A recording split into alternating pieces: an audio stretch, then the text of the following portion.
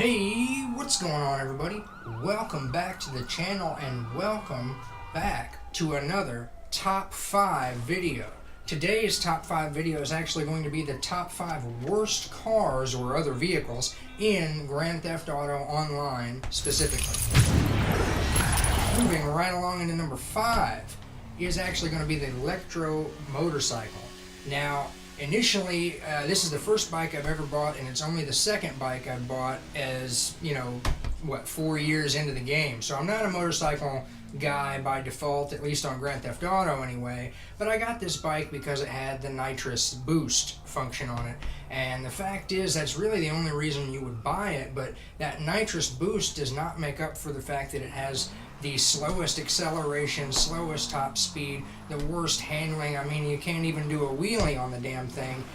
Compared to literally any other motorcycle in the game, it's worthless. And at the time it came out, it was by far the most expensive motorcycle in the game. Again, just the cool factor that it has NOS is the only reason to buy this bike. So, moving right along into number 4 is going to be the Armored Baller. And, I got this. This is the only SUV that I own, but I got it because it was armored, and at the time it came out, the only armored vehicles available were the Kuruma and the Insurgent. And both of those are amazing vehicles.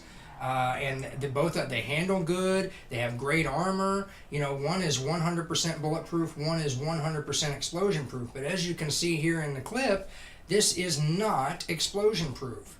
You get hit once with a sticky bomb, a rocket, anything like that, and it blows up. As far as being bulletproof, the windows are slightly bullet resistant. Of course, if you were in a situation where you're being shot at, you'd probably throw a sticky bomb out the window at your opposing player. And the second you do, you're going to break the glass on that window, and the bullet resistance does nothing for you. Its handling is also the worst out of any vehicle I've ever driven in the game.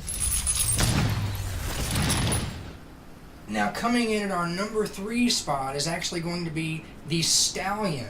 Now, when I saw this vehicle was in the game, I got super excited about it because I assumed it was going to be, kind of like a throwback to Grand Theft Auto 3's Diablo Stallion, and I figured, I'd have some nice customization options for it. I figured, maybe the stock version wouldn't be super fast or have good handling, because the Stallion never did, but maybe some upgrades to it would improve the top speed, the acceleration, the handling.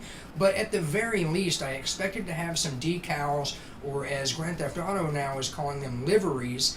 I expected to have some paint jobs on this thing. In particular, the Flame Diablo paint job from Grand Theft Auto 3 with the, the little engine fucking part coming out of the hood. I mean, that's the only reason I bought it. The fact that there are absolutely 100% zero customization options. It's the slowest, worst acceleration, worst handling of any car I've ever seen in the game. It makes this vehicle absolutely terrible. Now, coming in at our number 2 spot, originally when I started making this list was going to be the turret truck or the technical. And since I've been working on this list, an update has come out where the technical Aqua is now in the game, a water and land driven version of the technical.